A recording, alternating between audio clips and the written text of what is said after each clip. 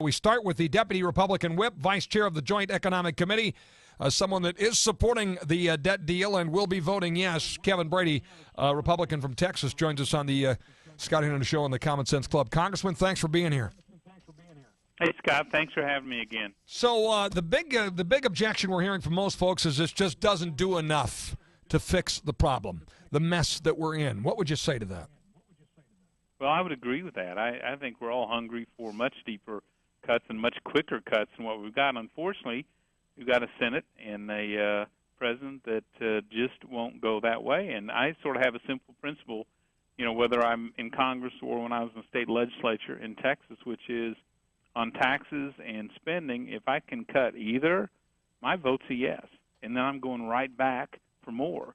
The way I look at this, this first vote we cast tonight, we cut enough funding to reverse the stimulus. And then come November or end of December, we get a chance to cut the equivalent of Obamacare in spending. Again, not enough, but I'll take that step. And then we're going to go right back. Again, we have a bunch of opportunities in this next fiscal year, budget year, to do the exact same thing. So I say you just stay in the arena, keep fighting, land every punch, and then go back for some more. Now, one of the concerns we're hearing from folks, the debt ceiling goes up now. The cuts that come as a part of the deal are over 10 years. So, folks don't like that. I mean, these cuts are spread out over a long period of time compared to when they get the tax hike, aren't they? Yeah, I'd like it much quicker as well. But, most of the spending, unfortunately, most of the deficit's spread out over the 10 years as well. And my thought is, look, we got projections. If I can cut $2.5 trillion off that debt for the next 10 years, I'll take that. Then I know there's at least another $7 trillion more waiting. Those projections, as you know, Scott, are based upon current law, this president and this Democrat Senate. So if we want to change those projected deficits, we got to change that White House and the Senate the way it is today. And then we still got to fight to make it work. So, yeah, the Constitution didn't make it easy for us when a country gets in this deep a financial hole, but we just got to stay at this till we get it down. Another question that we've gotten from a number of folks has to do with the baseline that's being used.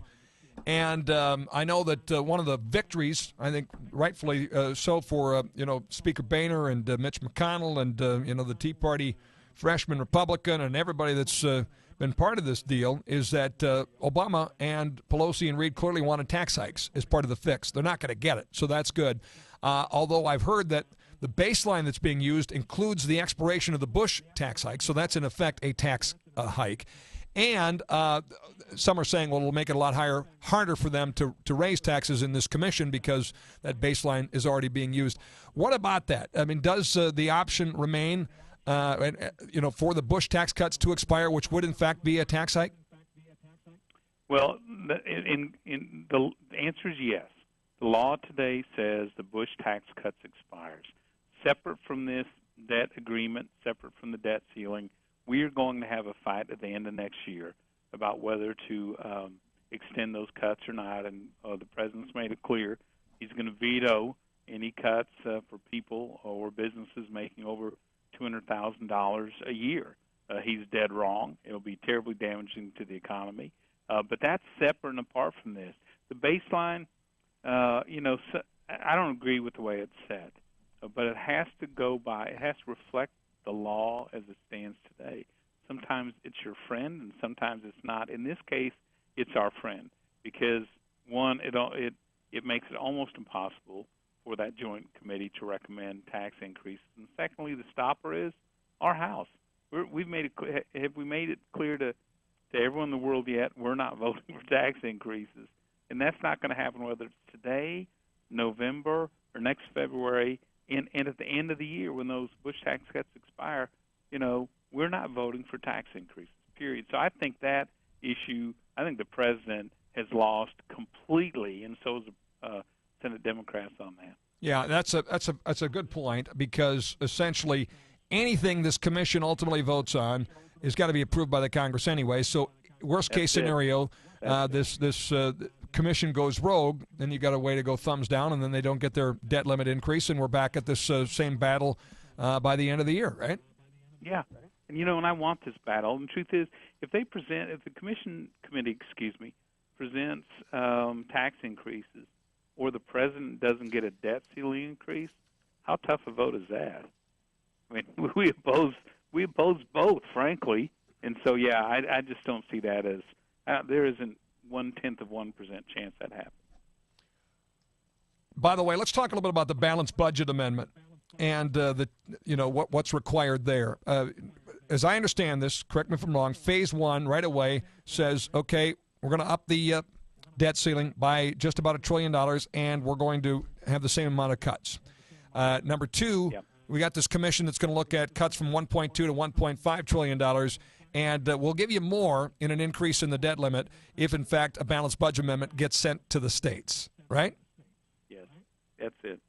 And there also, Scott, is a guaranteed vote on a balanced budget agreement this fall, separate from anything else that's going on. This new law, should it pass, requires in the House and Senate to have a vote on the same version of the balanced budget agreement before the end of the year. And what I've heard something about some changes to the balanced budget amendment, some incentives that might potentially bring some previous opponents of a balanced budget amendment to vote in favor. What are those? Well, in that second stage, the president can get $1.2 trillion of new borrowing authority, new debt limit, if the commission or the committee, I keep calling it that, I don't know why, the committee recommends and the House and Senate passes $1.2 trillion. Now, but that won't take him through the election, which is what he is desperate to get. He can get the full $1.5 trillion in two instances.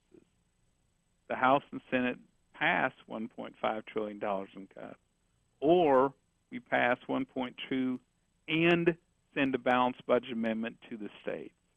So there is a huge incentive for the president and Democrats to avoid this debt ceiling landing in front of them the month before the election. Huge incentives to make a larger spending cut. Absent that, they need to send that balanced budget agreement to the states. What is your take on the reaction so far to your colleagues? We have a member of leadership now, Tea Party freshman senator, and a congresswoman. The senator threatening filibuster, by the way, and that's Mike Lee. You have Michelle Bachmann saying this debt limit deal means we embrace being Greece. What's your reaction to the reaction so far? Well, I don't agree with the second point, and I love Michelle Bachmann, by the way. Served with Mike Lee on Joint Economic Committee. That is an impressive senator in a lot of ways and makes great sense. Here's my thought. In the House, majority of the Tea Party freshmen, majority of the House conservatives, and the majority of the conference is going to vote yes on this because these are real cuts now. And with this Senate and this White House, frankly, everything else is sort of, let's hope we can get more. And I'm, again, man, my card, if I see a spending cut or a tax cut, it's going to be green, yes. And so I think at the end of the day we pass. I know exactly how I feel. I feel exactly like those who don't want to do this. But until the Senate can deliver votes for deeper cuts, and they haven't, or for the cut, cap, and balance, which they haven't, then we got to fight for our best cuts. And really what the president won out of this, when you look at everything that he wanted, first of all, he first said clean up or down vote, which is, by the way this has always been done. Every other time there's been a debt ceiling increase, there's never been anything connected to it in the way of, you get this. So that's number one. He wanted a clean deal, didn't get that. Then he said he wanted tax hikes, again to, share the pain, so to speak, that line. And really the only thing he got was the extension of this. He hopes past the election, but that isn't even a guarantee, right? No, it isn't. He's in his line in the sand number 3 at this point, and that only happens if the full spending cuts are passed into law. And again, Scott, I don't think this is a win for conservatives or for Republicans because we want so much more than this. But clearly, it's a step in the right direction. The president got virtually nothing of what he wanted, and the only thing he will get is if we get our cuts up front. And truth of the matter is, we're going to have to battle for spend. We're such a deep hole. We're going to have to battle for, I'd say, the next decade and a half to get ourselves back in the financial position we were before, in a much better financial position. So this is, I just have no illusions that there's a one-time bill that fixes everything. It just, in the real world, it doesn't happen. All right, let's go lightning round on some other points that have been brought up. One, disproportionately, are these spending cuts going to defense? One of the concerns that many conservatives have that Republicans have unfairly caved to defense cuts that the Democrats wanted here. Not in the cuts, but in the automatic spending cuts to sequestration. I think it tilts slightly against our priorities, such as defense and security, but it still takes a huge bite out of what the Democrat priorities are. So my guess is no one is going to want to go sequestration. They're going to want to do the cuts up front, which was the whole goal all along. Another question for you has to do with the votes. You're a deputy whip. How many votes will the speaker get here? Well, that's a great question. I think I don't know. We're still working the floor and counting the votes, and we've got a lot of support. We got conservatives like, Mike Pence and Kristi Noem and Paul Ryan, Jeb Henschel, others, just key conservatives backing this. Again, not as a final solution, certainly, but as a step in the right direction. So I think it'll be. I'm not avoiding it. I just don't know the number. I think it'll be a decent amount. Will it not be another squeaker like last time? I don't think it'll be I don't think it'll be overwhelming. I think it'll be okay, but I don't think it'll be just a blowaway vote, my guess. All right, and final question: is this a victory for the Tea Party? I mean, a lot of the Tea Party leadership that we're hearing from is outraged by this, but some might suggest that the way the narrative has changed in Washington D.C., they could declare victory as well. What's your take on whether the Tea Party ought to declare victory? I don't realize I don't think they realize how much they've changed the culture. I mean, this is all an argument about how much we cut, not how much more we spend. That hasn't happened in a lifetime around here. And the argument is, when you start the argument with $2.5 trillion isn't enough, you're already starting down the right road already. And so, I think they've made a tremendous difference. We just know we're going to have to stay on this path, on this field, fighting for a long time. And that's what I'm hopeful Tea Party will understand is it's persistence. We're going to have to resolve to get our financial house in order.